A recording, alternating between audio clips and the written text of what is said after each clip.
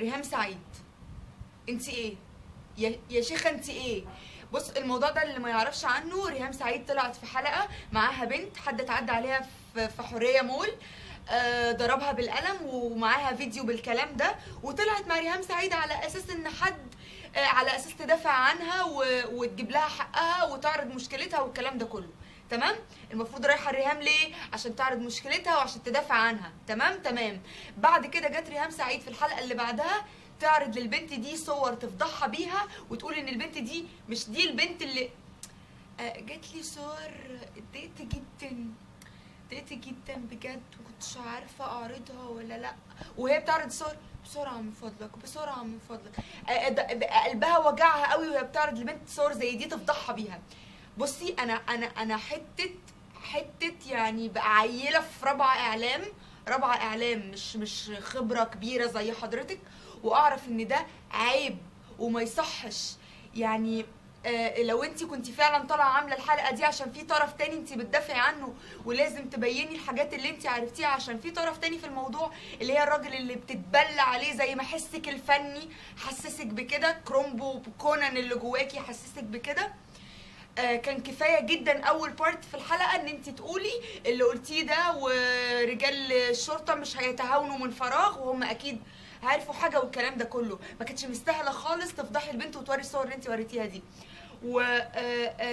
واسلوبك يعني بتكلمي البنت اكنها يعني دي مش كلامك مع واحده جايه تلجأ لك خالص. انا عرفت الموضوع ده على فكره من الفيديو بتاع ايمان ايمان مش فاكره، المذيعه بتاعت 90 دقيقه، شابو، عاش، مذيعه محترمه ماشي. لما قفلت في وشك، خدتي بالك ما انت لما قفلت في وشك ماشي. دي مش ميديا اثكس خالص. ميديا اثكس دي ماده خدناها في سنه اولى وكنت خدتيها، ما ذاكرتش في الامتحان بتاعها، دخلت باخلاقي كده. انا واحده من الناس، ريهام سعيد كنت بحترمها زمان لما الناس كانت تقعد تسف عليها وتعمل كوميكس عليها ويتريقوا عليها، كنت بقول دي واحده وانتوا قاعدين بتتريقوا وهي بتساعد ناس وبتعمل عمليات وفي ناس خفت بسببها. بس لما تيجي تعملي كده دلوقتي يبقى ده كان نفاق، يبقى انت مش انسانه كيوت وطيبه والناس بتصعب عليكي زي ما انت بتبيني.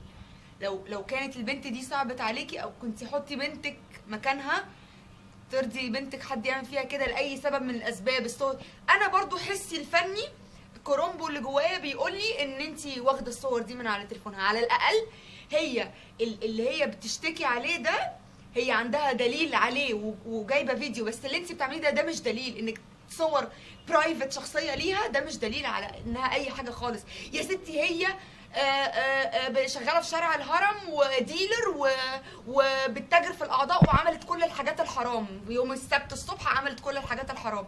برضو ما تتفضحش كده، برضو ما تعمليش كده ولا تعرضي حاجه زي دي. وبيقولوا كمان ان هي عملت كوبي للميموري كارد بتاعتها وخدت كل الصور بتاعت البنت دي، وبتهددها ان هي لو خدت اي اجراء قانوني كل الصور دي تطلع. عاش، يعني اعلاميه خلوقه جميله، برافو عليكي. في الاخر عايزه اقول لك بس ريهام سعيد مش ندمانه. لو عجبك الفيديو سبسكرايب من هنا، سبسكرايب وشوفوا بقيه الفيديوهات، ويا ريت تسيبوا لي تعليقاتكم او اي افكار لفيديوهات تانية.